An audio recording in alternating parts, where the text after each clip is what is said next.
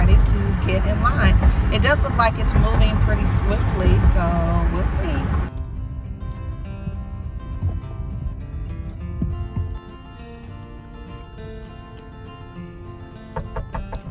Hi there, friends. How are you? Here to give you an update on water distribution here in Houston. Today is February 20th, Saturday, and I went down to the Astros Youth Academy and third baseman Alex Bregman's water distribution on Victory Drive, and the line was moving rather quickly. There is another one tomorrow, same location, I believe at 2 o'clock. February 21st. A couple things you should be aware of is they do expect you to have your trunk open and ready to go to receive your water. I do realize that everybody's trunk doesn't open, okay? So they aren't the most gracious when it comes to anything outside of what their expectations are. Have trouble adjusting. They also don't want you to be on your phone in any way. Like, now it's not communicated that way. It's just an expectation. Okay. So I have a bit of a bias because I have trained volunteers. Most of my career has been in academia, working with volunteers, co-op, internship, job placement, and serving for several nonprofits. So all of my life work has been involving nonprofits in some capacity. What my experience being on the other end of this water distribution is that volunteers need to be trained not only in tactical things in terms of how to administer the transaction of giving people what they need, but they also need to be trained in the spirit of giving and interacting with people, leaving them with their dignity and respect. And so people who are receiving water distribution are not broken. A system was broken, right? There's either a broken system, and sometimes it is literally just circumstantial.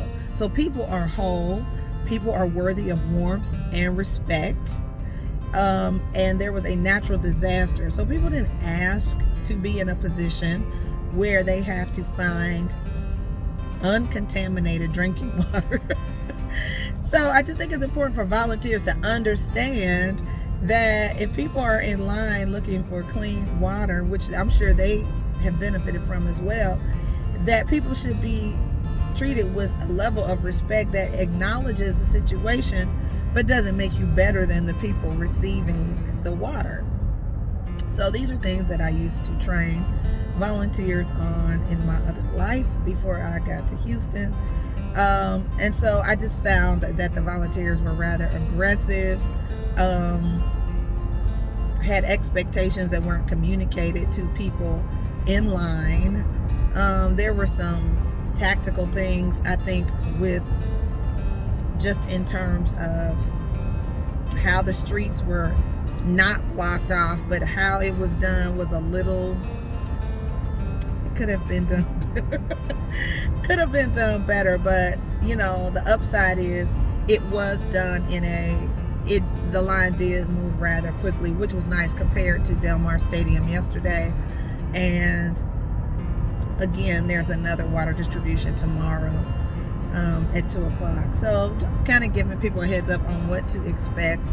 Again, I do have a bias because I used to train volunteers, and so I think it's important to not only, it's the sentiment in which you help community.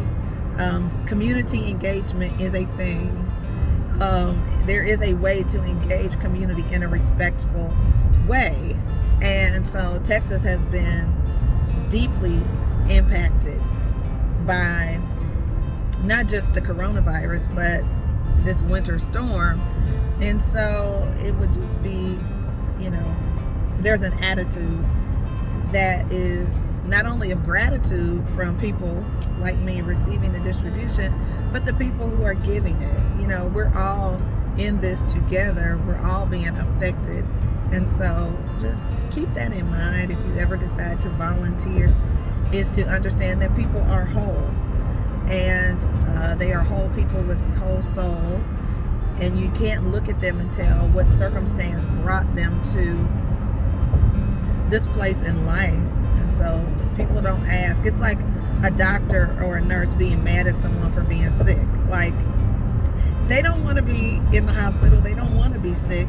They're there because of a circumstance that put them in that position. They would rather not be there. So, service there is an art to service. And if it doesn't come naturally, then it can be taught. So, just wanted to put that out there, guys. So, yeah. We're getting through it. Things are getting better. It has warmed up significantly here in Houston, which is nice. Right now it's 56 degrees.